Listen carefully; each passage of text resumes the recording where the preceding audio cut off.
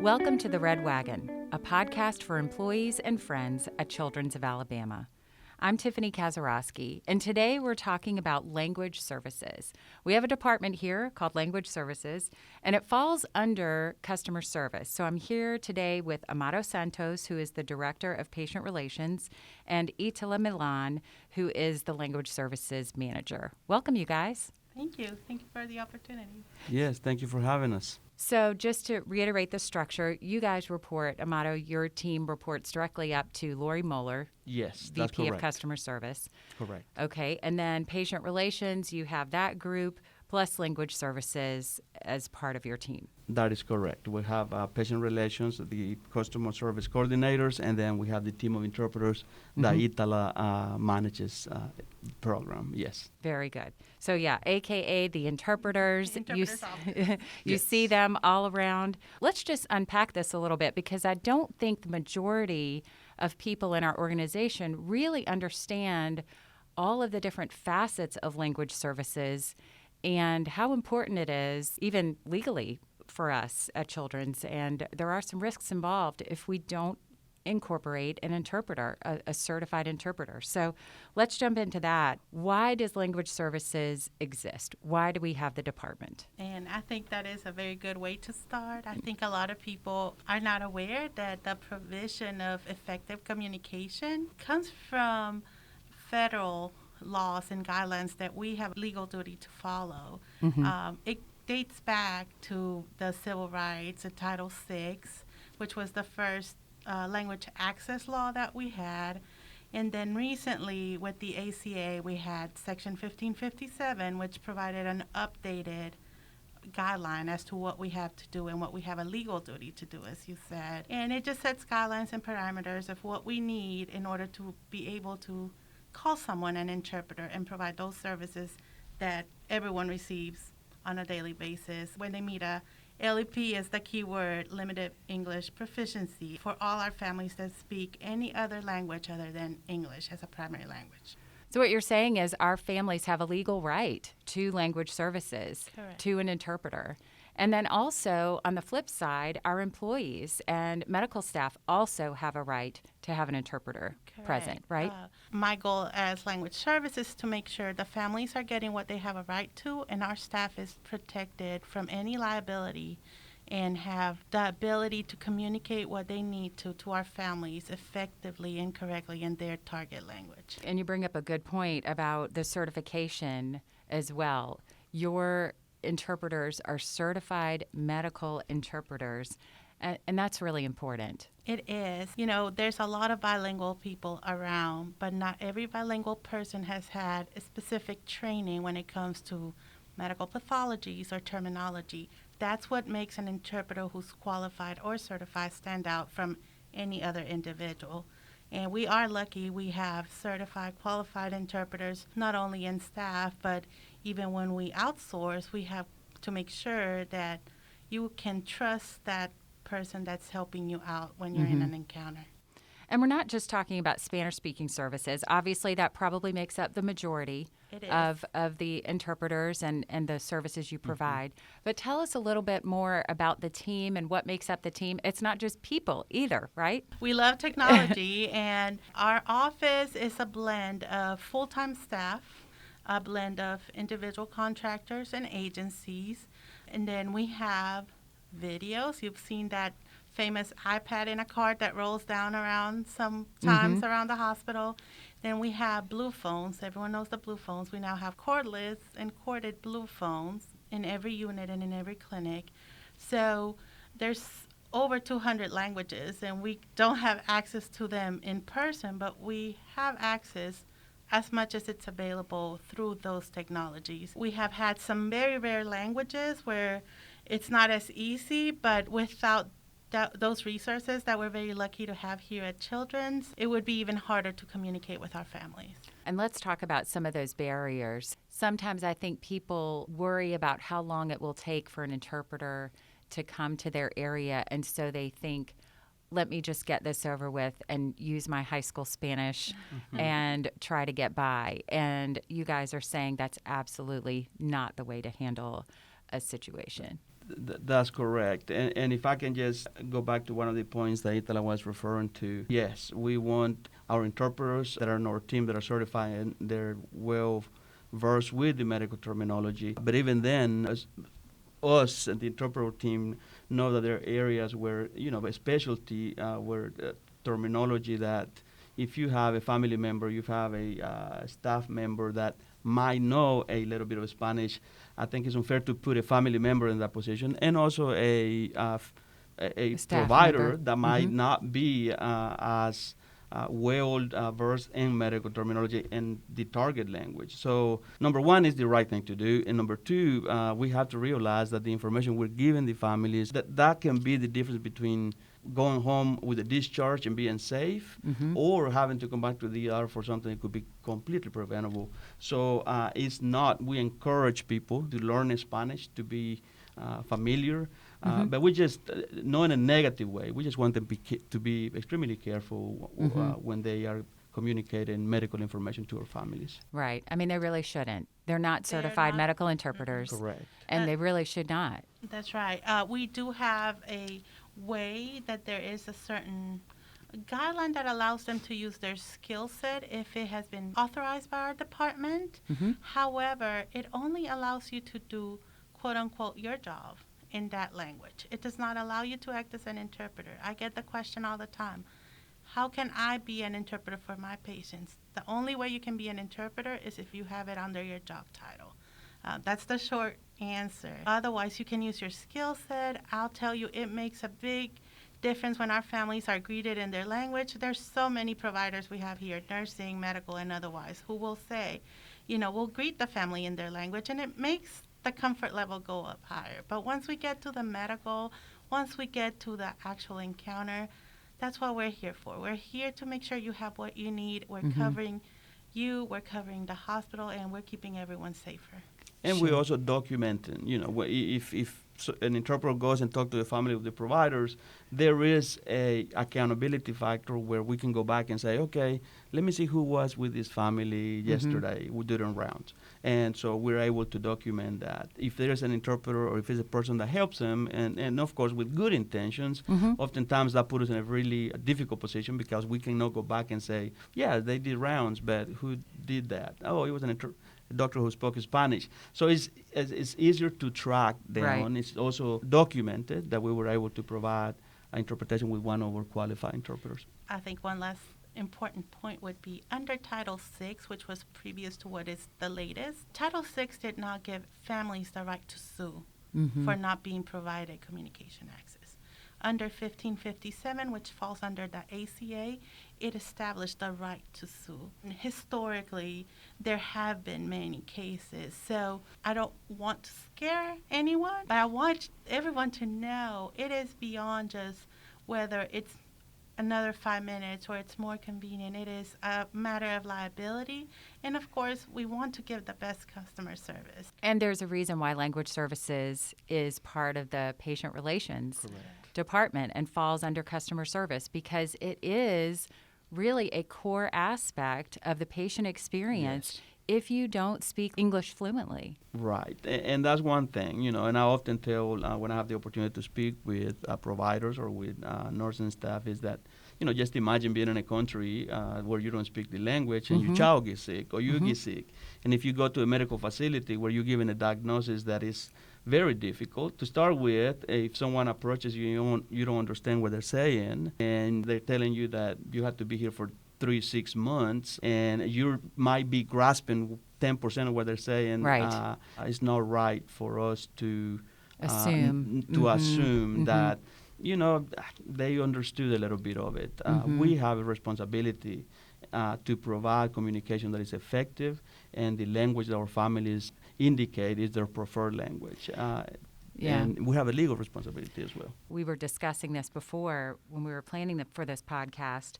You have different dialects, different customs, and you also have situations where a word may mean something in one dialect and another in another dialect. And Amato, you were giving us a little anecdote about Google Translate and a situation that happened recently. Yes, and I tell you, Itala has, I'm sure, a vast majority of those. But one that is very memorable is that when you put Google Translate, it's great for certain things. But Until if it's you're not. doing medical care, No. 100% Discouraged. discourage it. If a family was asked to come in for a scan, it's called a PET PET scan. Mm-hmm. So the word, if you put PET scan in Google Translate, Google Translate says a pet is a cat, is a dog. Right. So when that was translated, it said, "Bring your pet," or to Right. the hospital. So those things that the computer can only be so smart, and not having and someone that doesn't speak the language, they put the information in the Google Translate, and it comes back out. And if they don't know pet, translate as mascota, which Right.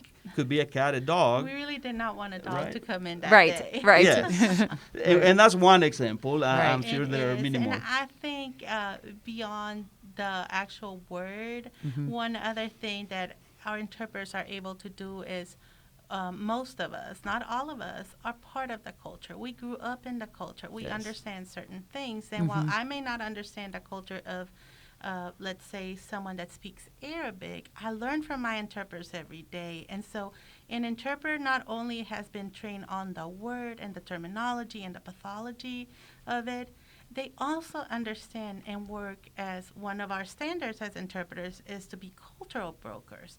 And that's what they do in a certain community where the female cannot make a decision with the input of a male. Well, that may sound a little foreign to us, but for certain cultures, it's a big deal. And an interpreter may help you understand that for that mom, she cannot make that decision in the moment without the input. So an interpreter can do so many more things, and that is why there's so much value to what they do, what we do every day. There was another scenario we talked about in that if the patient, say a teenager or adolescent, is trying to interpret themselves, that could be dangerous because you've said sometimes they don't want to tell their parents everything, especially if it comes to something like nutrition, diet, those types of things. They don't want to tell their parents that they can't have chocolate cake. No, and we've had calls to our office, and a parent will say, I don't think my son or my daughter gave me all the information, and I may need to know and talk to the nurse again. We want to avoid that. We want that mama to get all that information that day while they were in the encounter. It goes for those funny, quote-unquote, things like not eat the chocolate cake, but then think about something major. Think about something that gets this close.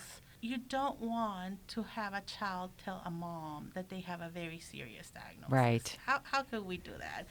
It would not make any sense. No. And not only, again, think with our hearts, but also keep in the back of our mind our legal duty. And that is very important to also keep. If we could write a book, it'd probably be a bestseller book. Right. But And if I can add to that also is culturally wise, when a family member, especially in our culture, if someone has a illness that is severe, we think that we should not tell the patient, or if it's an adult or if it's a child, that we want to keep that information for us, or for the family, because we don't want to make them feel like let's say a diagnosis for cancer. And culturally, in our countries, now it's getting better, is that we don't want to tell mom, or we don't want to tell my child that he has cancer.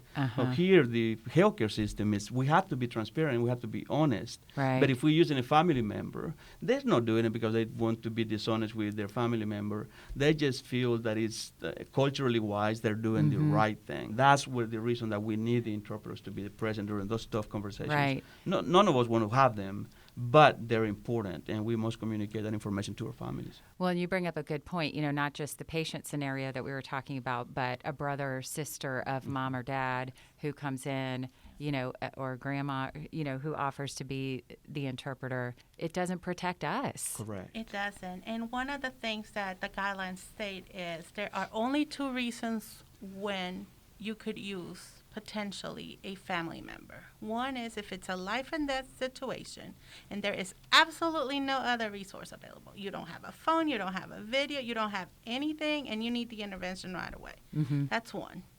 And hopefully that is going to be very unlikely. Right. And the other second situation when you can is if a family strictly says, I want my brother, sister, whomever to be my interpreter. We can say, okay, but what we have to do in that case is make sure you still have your interpreter. Mm-hmm. That family can have that family member there, Mm-hmm. but you have every right to have an interpreter, and not just the right, I would say it's the safest thing to do. So while the family may have that family member, you would have one of our interpreters there with Mm-hmm. you. And I Mm-hmm. will tell you, there have been many times, and I have been the interpreter myself, when once we get started and things start getting more complex, it will be the same family member that will say, please help me. Even if the family says, you can let them, but you need to have an interpreter there. And as always, document, document, document. If you have used a family member and an interpreter, I would document both.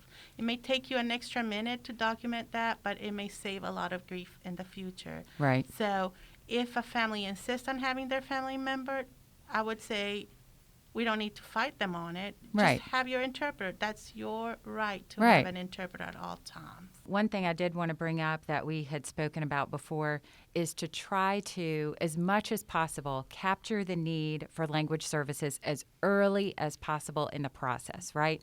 So when we're making that phone call about reminding them about their appointment or even making the initial appointment, just asking those questions, right? Absolutely. We want to make sure that the preferred language is critical for us, for our team, to get that request. Because if the family comes to the ED, sometimes it's difficult, especially if they're coming for the first time. But if they have follow-up care in clinics, we want to make sure that the preferred language is correct in the system. Otherwise, it's impossible for us to have someone ready to go to help them. Definitely. It's a win-win. IDing that need for an interpreter from the very beginning helps you as a staff member be less frustrated. It helps us be able to provide, and it'll help the family. So if you see a patient and they need the interpreter, they should have their language set to Spanish, Arabic, Korean, whichever that language is. I understand sometimes the parent may be the one that needs the interpreter and not the child, but the way it has to be reflected, it has to be the need. Once that happens, there's a process as to which we get an alert. This patient is going to need an interpreter, and that's how we try to work magic to make sure every need is met with a resource. And that is another important point. We love live interpreters. If Amado and I could make our wish happen, we would have, which some people, it's an urban legend around here that there is a room full of interpreters just sitting there waiting to go. I wish we had that, and we don't. So one of the things is understand that a qualified and effective communication may be a live interpreter. That's what we aim to do. But the phones and the video are compliant and effective. Is it your preference? Probably not. But in terms of liability and compliance, you want that video or you want that phone if you cannot have that live interpreter, because not having anything, you're breaking the law. Amaro and I, we are very thankful to our administration. They try to provide us as many resources as possible, but finding qualified interpreters is not as easy as one would think. So I always say be patient. Having a resource is what matters, and then being able to provide that service. We have had some of our primary care doctors out in the PPS practices that have become certified Correct, yes. interpreters. And Yeah. very proud and very glad to have those physicians who have come through our office, have gone through our process, Right. and they have been able to for us to add them to the list of authorized people who can see patients without the presence or the assistance of an interpreter, and that's a very good thing. And one of the things that is important is, let's just say that you have been deemed to have the skill set to do your job, and you've been added to that log. That does not mean that if at any point you want to have an interpreter, you can always have that option, even if you're on that log. And that's one of the things. Sometimes our case may be more complex. And think about it. Our interpreters go from genetics to maybe hematology, and then they go to oncology, and then they go to a heart transplant clinic. Right. They are expected to know a whole lot of different areas, so, and a lot of different terminology. I'd love to give people some resources. I know the main children's number, people can call 638-9191, right, and request an interpreter that way. We are open Monday through Friday from 8 to 4:30. That is the number to call. If you need an interpreter, that is the number to call. There is no other way during the daytime but that one. Okay. But then you also have an email address, interpreters@childrensal.org. And when would someone use the email? That one has been mainly used for telehealth requests for interpreters. Okay. But if you have a translation or if you have any questions, that is a good email to use, simpler than my last name and my first name, trying to spell those out. So those are a good choice. Please, if you have a letter or any document, we're not necessarily authorized to do them all, but we will definitely guide you to where you need to go and get your help. I think a lot of times, even our own staff doesn't realize how many different languages you guys can provide for, right? And you definitely have resources to be able to do that. They just need to ask. Yes, we do. We have live interpreters for languages like Russian and Korean and Chinese and Arabic and definitely American Sign Language. But because they are not full-time staff, we need to have the knowledge ahead of time to be able to contract their services. We can do it by ourselves. It has to be a team effort. And like Itala said, I wish I had 100, 150 interpreters. Right. That's my dream. One day maybe we will. In the meantime, I think it will help us just to realize that if you don't feel comfortable with a family that doesn't speak English or Spanish, just remember one thing. The communication that you have in between that family, the tool that you're using, whether it's a live interpreter, a phone, or a video remote interpreter, that can be a lifesaver at the end of the road. And we do not want to put the hospital in any liability. We don't want to put the provider. We don't want to put ourselves. And most importantly, we want that child to get the best care that they need. Absolutely. Well, thank you so much. Thank you guys so much for joining us today. Thanks for listening to the Red Wagon podcast. Special thanks to Patrick Devers in Corporate Communications for recording and editing.